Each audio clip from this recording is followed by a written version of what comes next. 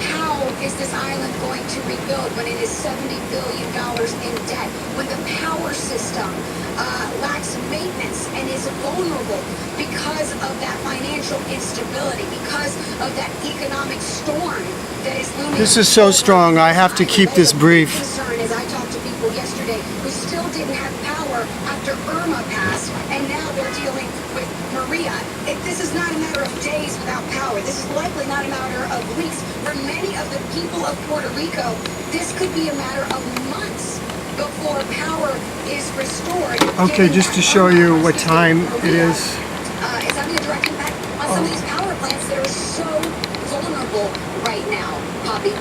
All right, Layla, stand by if you can. We'll let you get a quick break, dry off for a moment. We are going to take a quick break, but again, a Category 4 storm right now is hitting Puerto Rico at this moment. The most devastating storm that island has ever seen, according to the governor. Our reporters are sending in their dispatches as quickly as they can, as soon as they can get their communications up. We're hoping for a look at the damage outside the cities right now. Again, we are warned it could be horrific. Stay with us. What is honor? Respect. In a world of challenges, chaos, confusion, how do we find our own light? Our own strength? It takes courage to find your own path. The self-control to honor yourself and the other.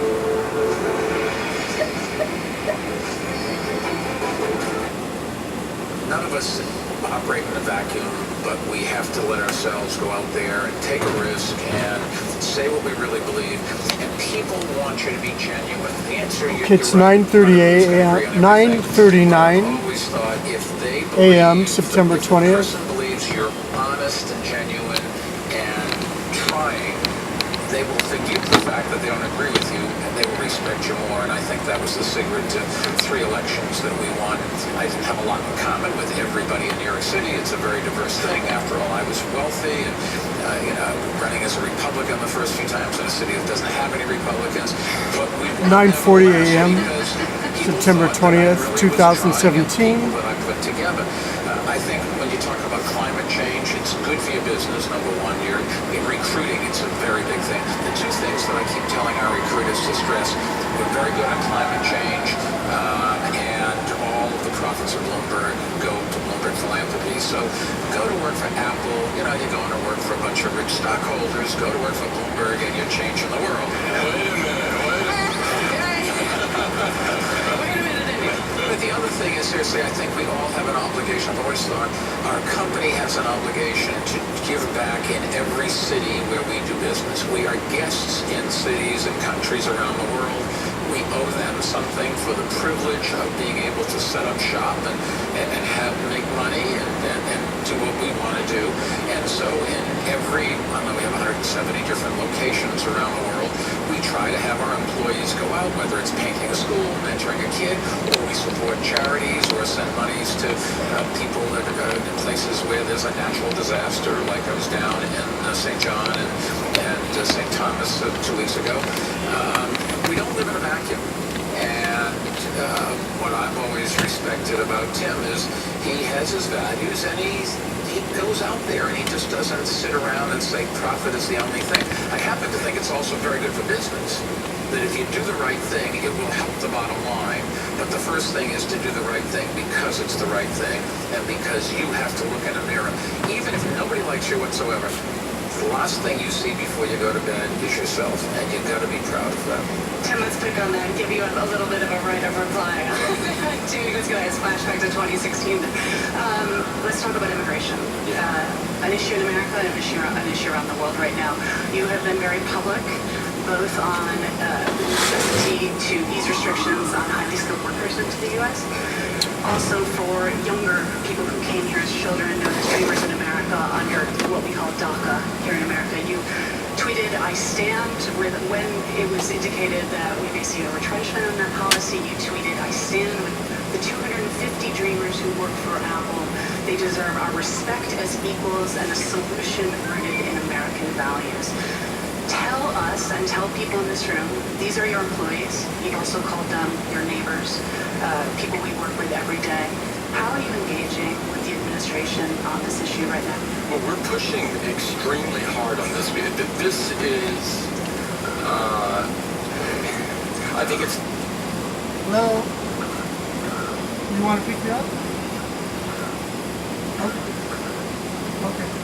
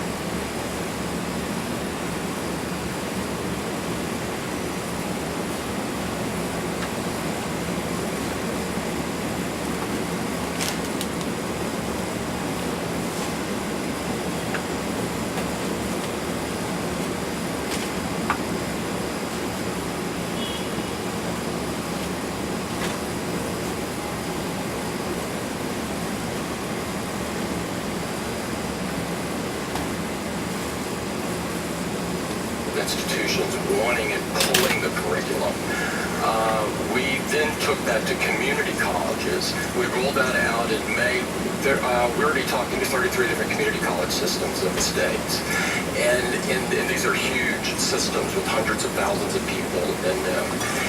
And so I'm seeing a incredible desire to bring coding to the masses. This is, in my view, one of the keys to the middle class.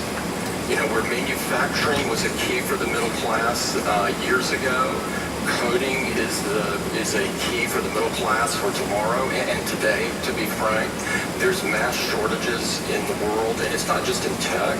It's that coding has become incredible, fundamental to all of our businesses. You know, whether you're running a retailer or an automotive manufacturer or whatever you may be doing, or the guy on the street corner, actually.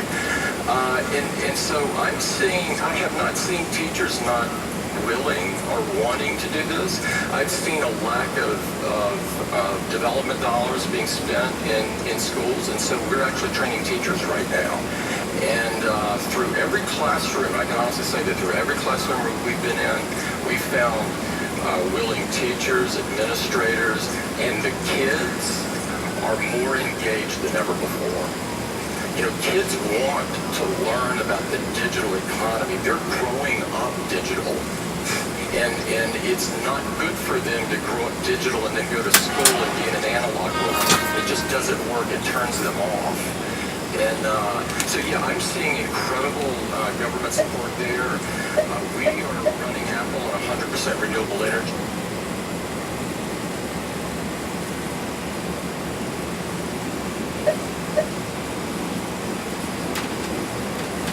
The triple brush technology that uses centrifugal force combined with the rotating engine to sweep up everything in its path. Just push to empty in the trash, your hands never touch the mess. And the spin broom has a mega mouth that's big enough to pick up a ham sandwich. Look at that! The giant corner brushes clean along baseboards and toe kicks with no scuffing and no scratching. Use it on tile, wood, even vinyl. It gets into the ground lines, leaving nothing behind. And the full flat handle lets you easily reach and clean under furniture. Watch this. Even little shards of broken glass are no match for the spin broom. And it's so easy to use, kids can and will use it. Plus, you can rinse it clean, and it stores practically anywhere. Vacuums are heavy, and the old way is back-breaking work. And stop chasing around the line from a dustpan and broom. Call now to get the original Hurricane Spin Broom for just $19.99. But order right now, and you get double the offer. Plus, get our Sticky Buddy, the reusable sticky roller that picks up pet hair and lint and washes clean in seconds. Just pay a separate fee. So get your special offer Hurricane Spin Broom for just $19.99. Here's how to order. Call 1-800-840-7009 to get your Hurricane Spin Broom. Call or visit myspinbroom.com. So call 1-800-840-7009. That's 1-800-840-7009. Deluxe version available. Order now.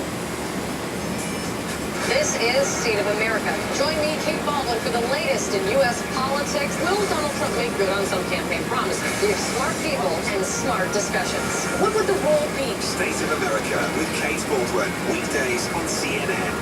The CNN show where you drive the conversation. A lot of the viewers are agreeing with Aisha at this point. Join me, Max Foster, and our panel of guests for a lively discussion on the political stories that you want to talk about. Do you believe everything nothing but what you say? Have your say on Facebook Live. One of the viewers has just been saying it feels like a reality show over there. Your questions and comments live from around the world. CNN Talk with Max Foster. Friday on CNN.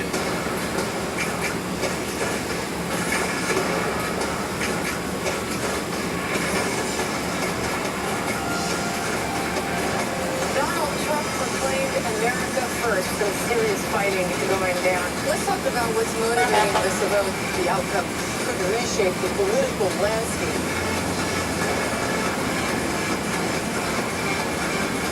This is the world right now. We will Los Angeles and California, when you think about everything that has come out of there, it's an influential place. Big marching on to City Hall here in San Francisco. We bring those stories that are unique. Donald came all the way down here, and then the issue of who would pay for the wall never came up. Question people to get straight answers. He didn't name Bill Cosby then. Why now? The vast majority of people I talk to have amazing stories to tell. One place to get it right, to get it quick. Tune in and come along for this ride. I learned a long time ago when I was first confronted with outrageous behavior in places like the Balkans, when one side was slaughtering another because of its ethnic and religious definition. I learned that as a journalist, I could not be morally equivalent, and nor could I present false factual equivalence. I insist on being truthful, not neutral.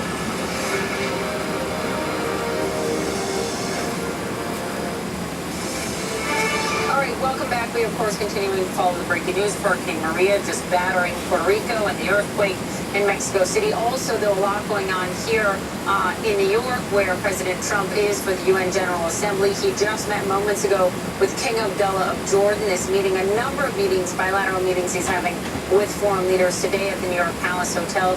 Here's what we have from this. I just want to thank you for everything you've done in terms of the refugees and taking care of people that who knows what would have happened without you. So I want to thank you, and I want to thank everybody involved with you, and you have done an amazing job. Thank you.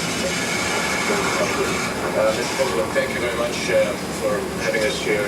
Again, you know, we've met several times this year, and I think that just shows the special relationship between our two countries and how closely we work together. And I'm very grateful for your support to our country in these difficult times and the special bond between our two nations. But I'd also like to extend our condolences on the victims of the hurricanes, but also how you, the government, the people, the first responders reacted to this crisis. I mean, for us sitting on the outside looking at how the Americans came together in a difficult time is really an example to everybody else, and we're very, very grateful for that and everything that we're doing to try to solve our problems. We have a big wind right now. I've never seen winds like this. In Puerto Rico, you take a look at what's happening there, and it's just one after another, but I think we are doing a good job. I have to say this about the King. He's a very fine gentleman, a very nice man. He's also a great, great fighter. So people have to understand that, right? Well, so we're all fighting together. I mean, we have terrorism as a scourge around the world, but I think Jordan will always stand beside you and your country, and we will overcome. Thank you very much. Thank you, everybody. Thank you. All right, President Trump with King Abdullah of Jordan. This is part of 3 days of meetings the president is doing here in New York around the UN General Assembly. Of course, still reaction from his big speech yesterday. Michelle Kaczynski outside the United Nations right now on the president's trip. Michelle.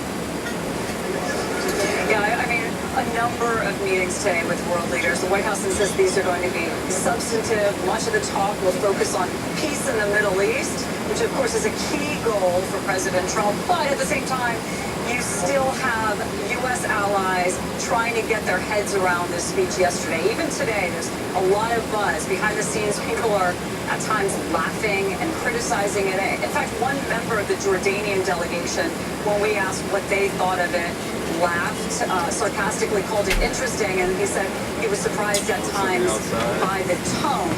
One U.S. ally said that the reaction inside is mixed at best, and a senior diplomatic source from a close U.S. ally called the lines that Trump said about America first, quote, just terrible. But see that? What is it? The black smoke, you see it? Where's it coming from? It belongs to John's Pizzeria. They're located at 260 West 44th. That's where it's coming from. While it was going on. You know? Back to you guys. Oh, it's so strong. It's a very busy day. Michelle, thanks so much. Did you smell? It's good. It's so strong. Hey, good morning, everyone. John Berman here. I'm Poppy Harlow this hour, and for hours to come, Hurricane Maria right now pummeling Puerto Rico, doing its worst damage, and by worst I mean 145-mile-an-hour winds, a foot or more of rain, and a storm surge of 6 feet or higher. CNN's Layla Santiago and Derek Van Dam are in San Juan for us right now. Layla, first to you. You got outside a few minutes ago. You had a chance to assess some of the damage. Tell our viewers exactly what you're seeing.